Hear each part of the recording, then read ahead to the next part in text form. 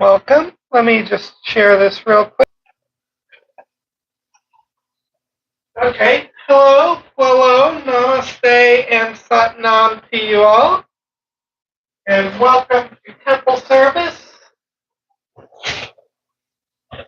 Welcome, beautiful souls, to Lotus Flower Wellness Temple, a space of presence, compassion, and conscious connection. Whether you are here in temple or joining us online, you are deeply welcome and valued. Everyone is welcome and loved here. Today, we continue our mindful living series by bringing awareness into two powerful areas of our lives: emotions and relationships. Over the past 2 weeks, we explored awareness and the body. Today, we build on that foundation by learning how mindfulness helps us meet emotions safely and relate to one another with greater clarity, compassion, and choice. So we're going to go ahead and start out with an opening chant. Today's chant is Om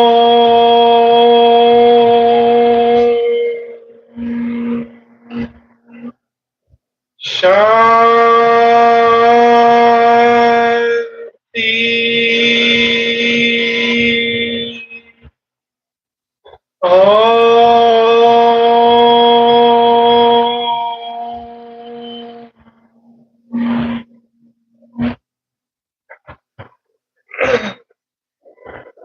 And for this chant, as we chant, I want you to go ahead and allow the vibration to soften the heart space. Let emotional energy settle into awareness and invite peace, steadiness, and compassion. All right? So I'm going to go ahead and start chanting, and you can follow along with me, whether you're watching live or watching the VOD later. We'll go ahead and get started. Om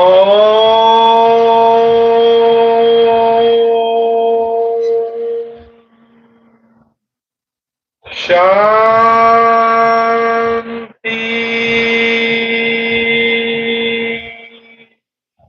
Om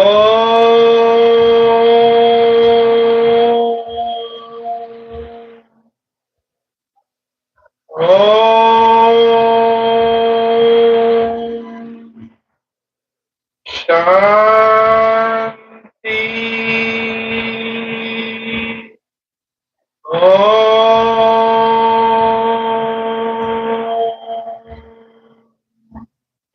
Just feel the vibration flowing through you as you chant with me.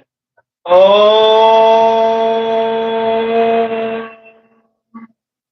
Shanti.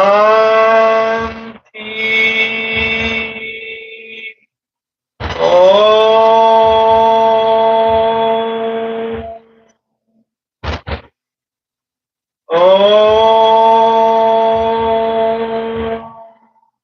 Shanti.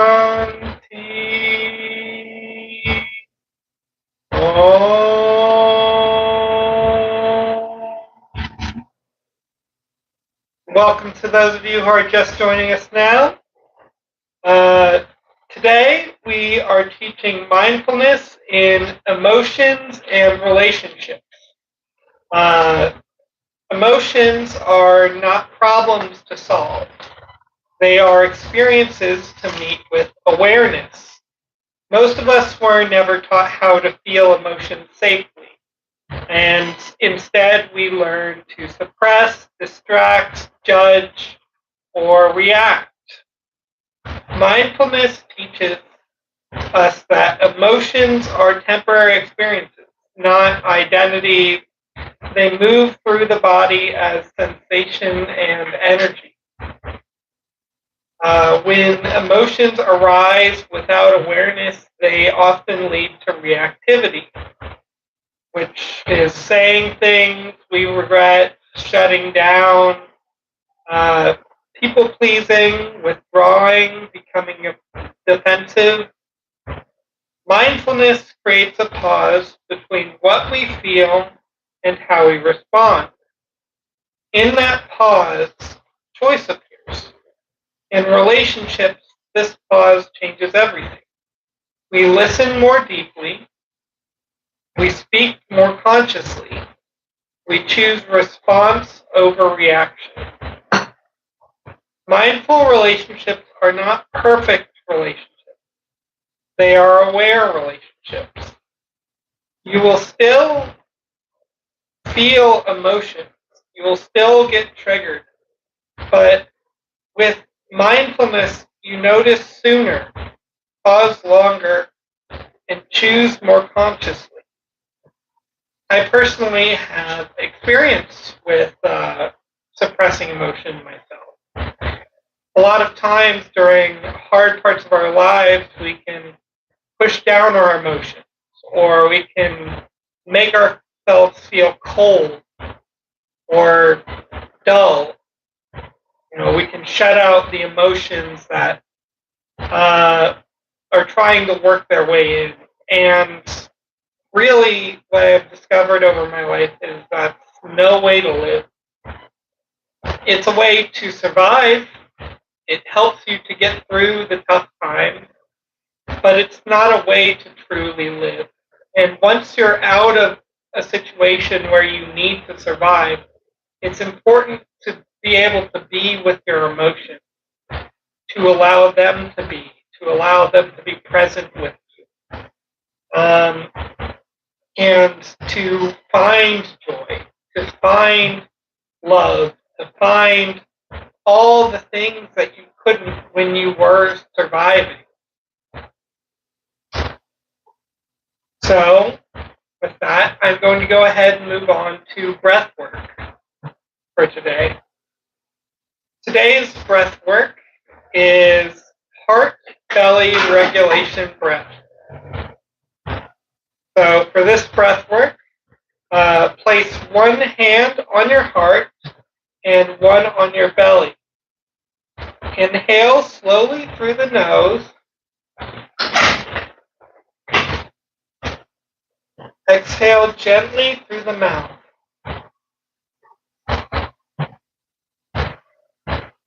Inhale, I allow. Exhale, I soften.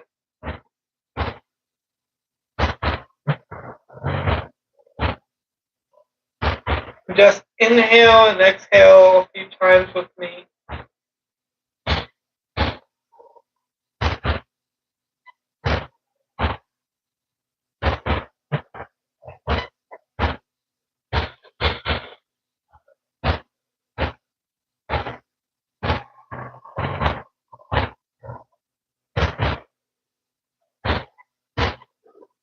I allow. I soften.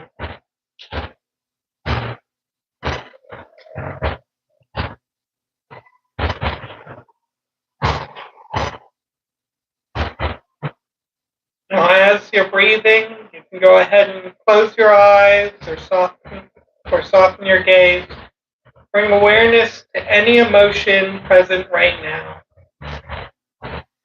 You don't need to name it or change it. Simply notice where it lives in the body. Breathe into that space. Say inwardly, you are allowed. I am here with you. You can move.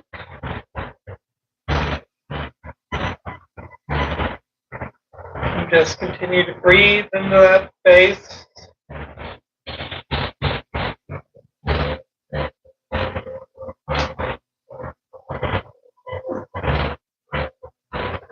You are allowed.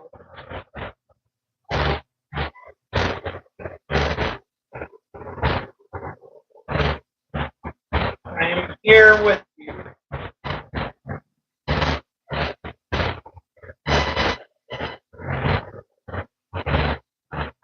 you can move.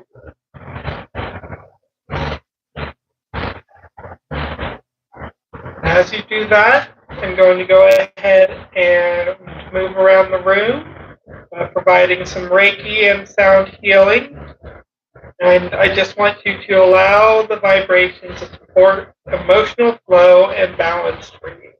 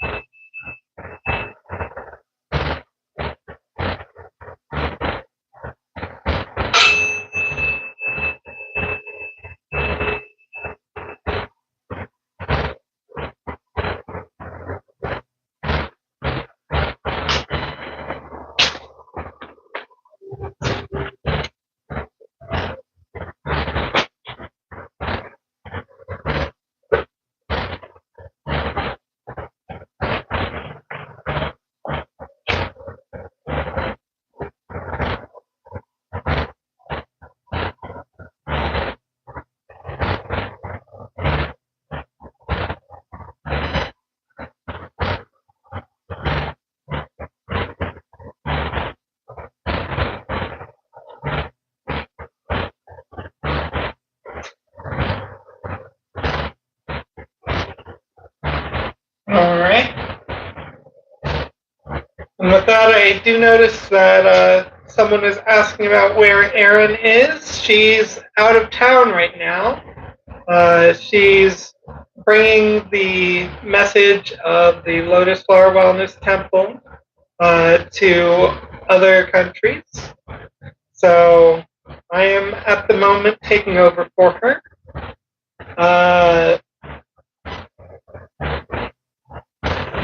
Now, I'll go ahead and get started with our group game for today. Miguel, if you want to join me.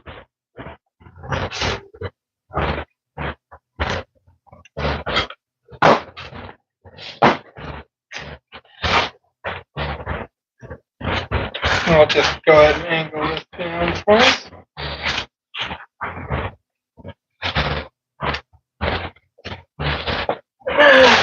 All right. So today's group game is called Emotion Without Story. And how it works is we'll go ahead and we will say an emotion that we are feeling. And the partner, will mirror presence without attempting to fix whatever that emotion is.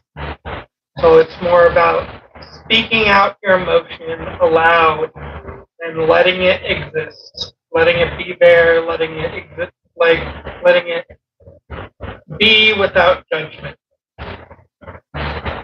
So I will go ahead and say, right now, one emotion that I am noticing is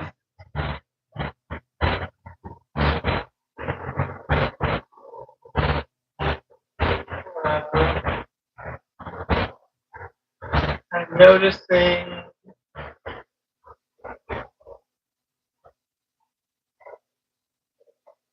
a bit of nervous energy.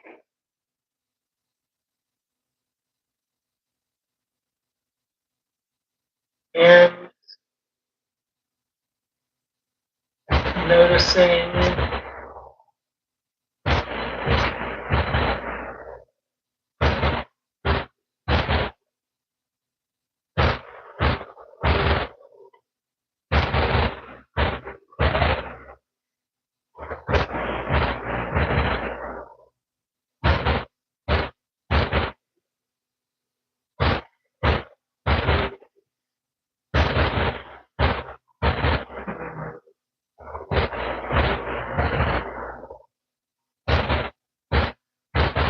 some anxious energy.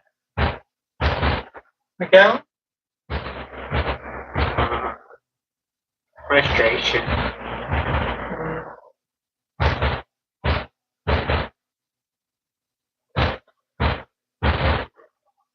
All right.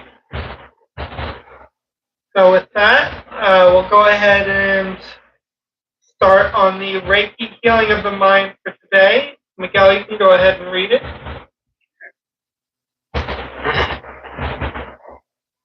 When a feeling arises, the mind often creates a story. This shouldn't be happening. They don't care about me. I'm not safe. This week's practice is separating sensation from story. Notice the sensation. Name the emotion. Pause before responding. Offer your mind a supportive thought. I can pause before I respond. I am safe to feel this. I choose presence.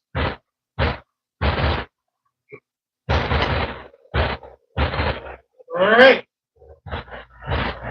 Thank you, Miguel. So now to go over the homework for this week. Today's homework is an affirmation. I can feel without reacting. So this week, tell yourself that affirmation. I can feel without reacting. And there is a daily practice. When emotion arises, name it, take one conscious breath, and pause. And we have a journal prompt for this week. What emotion do I usually avoid? And what happens when I stay in the present instead? In closing, may awareness soften your reactions, may compassion guide your relationships, and may emotions become messengers instead of obstacles. I wish you all a wonderful week. Namaste and Satnam to you. For those of you who are sticking around for our podcast, we'll go ahead and begin that in just a few moments. Miguel, are you comfortable just recording from the floor here? It doesn't matter. All right. So we'll go ahead and get started with our podcast. My name is Quinn. Miguel. And today we talked about mindfulness and emotion. So the first question we've got is, what emotion was most present for you today?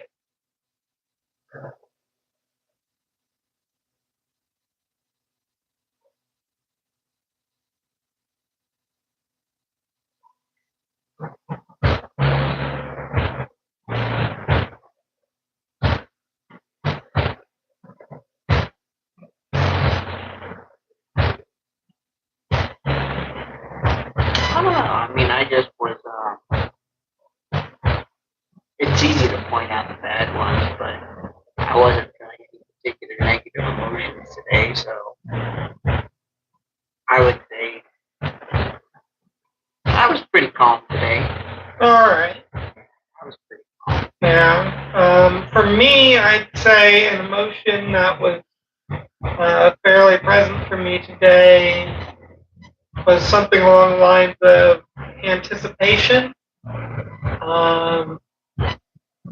Just knowing what the rest of the day would entail and just anticipating that. I'm not really sure how much that really qualifies quite as an emotion, but that's sort of how I've been feeling for a lot of the day. Been kind of not so present today, I'd say.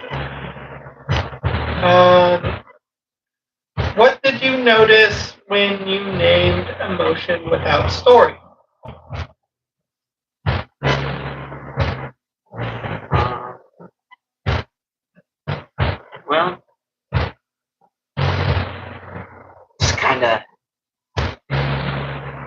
maybe not necessarily what I was feeling in the moment, but it certainly was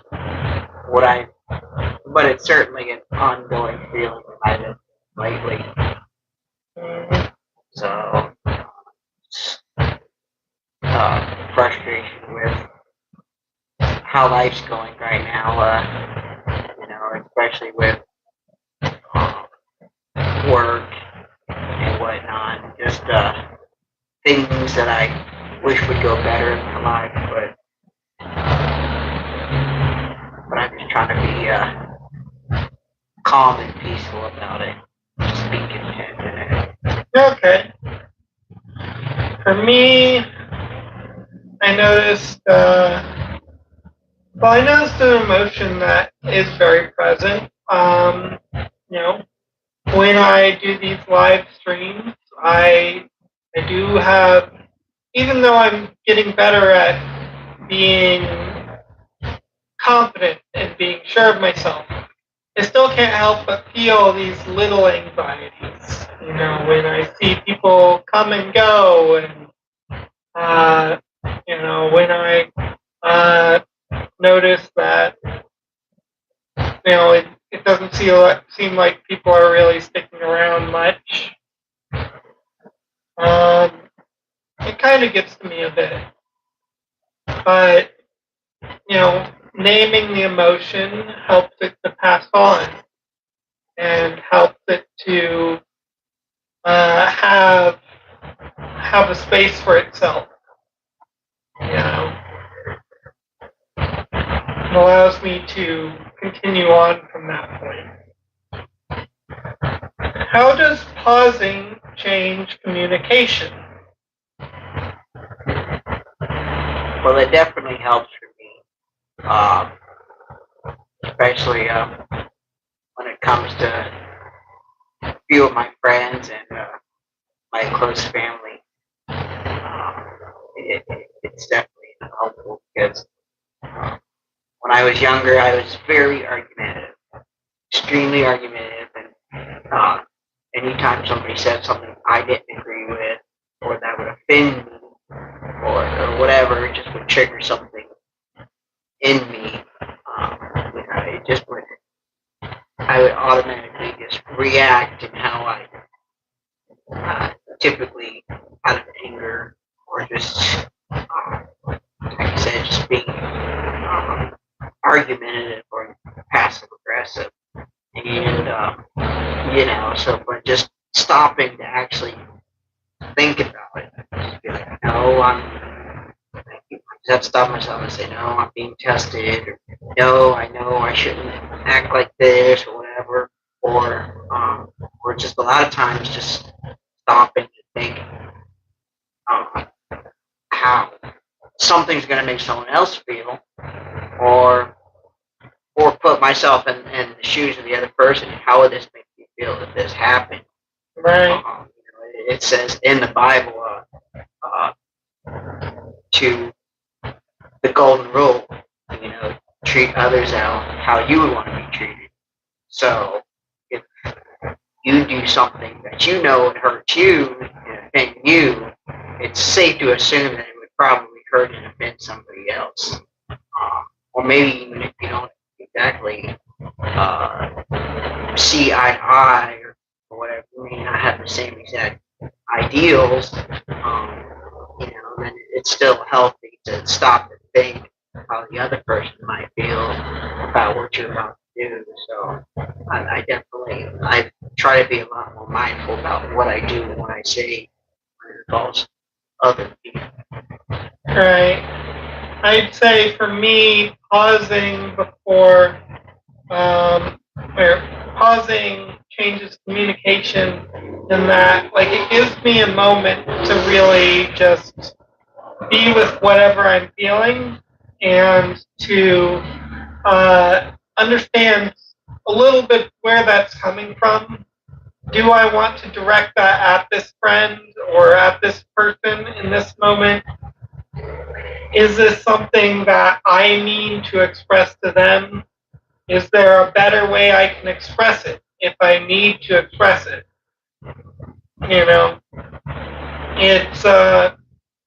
It allows me to treat people with more kindness and more respect, but also to understand, what an emotion is within me, where it's coming from, why I'm acting a certain way,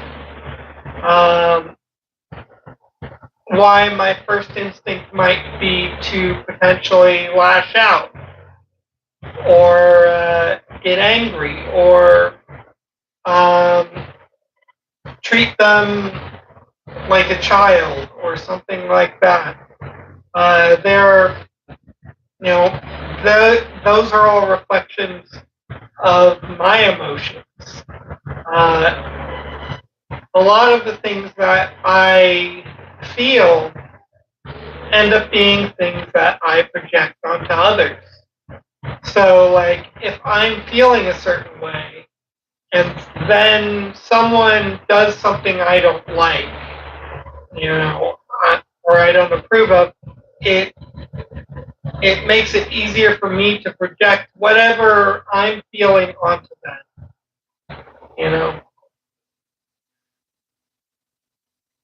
And pausing just helps me to clear that, to recognize where that's coming from, to understand why I'm feeling the way I'm feeling, and to appropriately respond to the person without taking something that's not related to them out on them. Lastly, what felt challenging about staying present?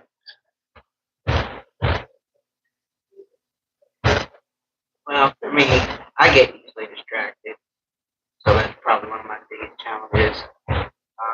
Just thinking about something else or worrying about the future, and just kind of kicking myself in the past, or just even so much as just like just something that in the present that just has my attention, like something just as silly as something that's misplaced, or getting a text message, or whatever. Just all these little things that around me that just easily distract me. Okay. And what felt freeing about staying present?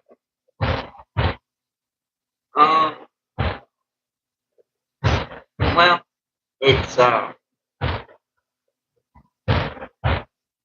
it keeps me off of the tomorrow, and it keeps me off of yesterday. So whenever I think about the past, I start getting these feelings of regret. Oh, I should have did this. I shouldn't have done that. And thinking about the future. Oh, what am I going to do about this? Or how am I going to do that? When is this going to happen? So it keeps my mind off of the two extremes. Right. Yeah, and like to an extent, I feel like for me, the most challenging thing about being present is also those kinds of distractions, but it can be sometimes I'll have a regret that surfaces, or a worry that comes about that's really got a strong pull to it. It keeps pulling me back. Recently, I've taken to bringing along little helpers. For me, I use crystals, so and I've noticed that they help me to avoid being pulled into that spiral as easily. I may think similar thoughts at times, but I'm able to spin them a little more positively. And I'm able to be a bit more present with them. Like, I'm able to recognize they're not currently relevant to me.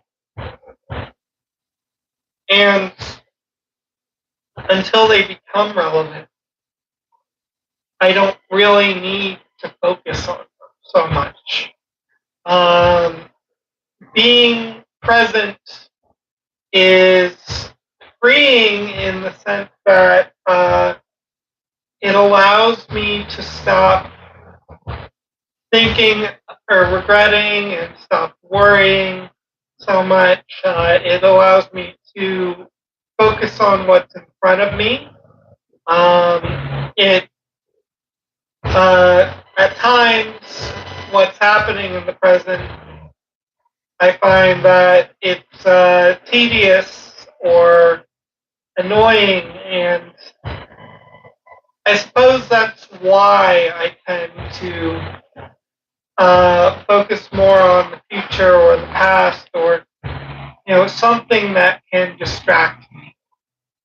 And so when I'm without my phone, my mind tends to drift to one of those because they're stimulating, because they're distracting.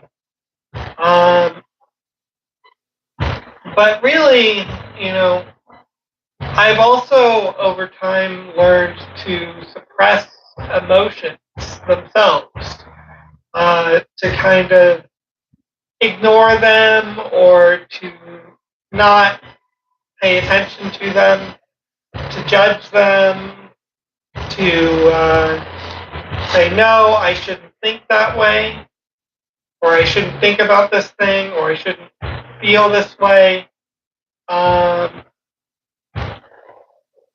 And what I'm learning is that, yes, I should feel whatever I feel, and I should understand why it is that I feel that.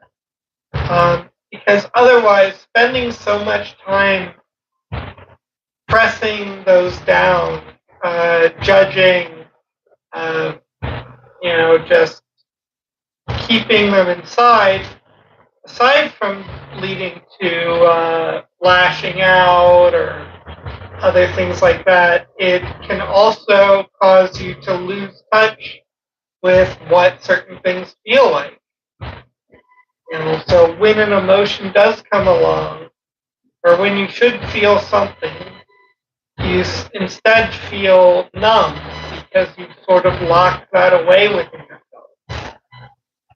So I'm still in the process of trying to bring back some of those emotions that I've dulled, that I've kind of hidden away or pushed down for my own safety.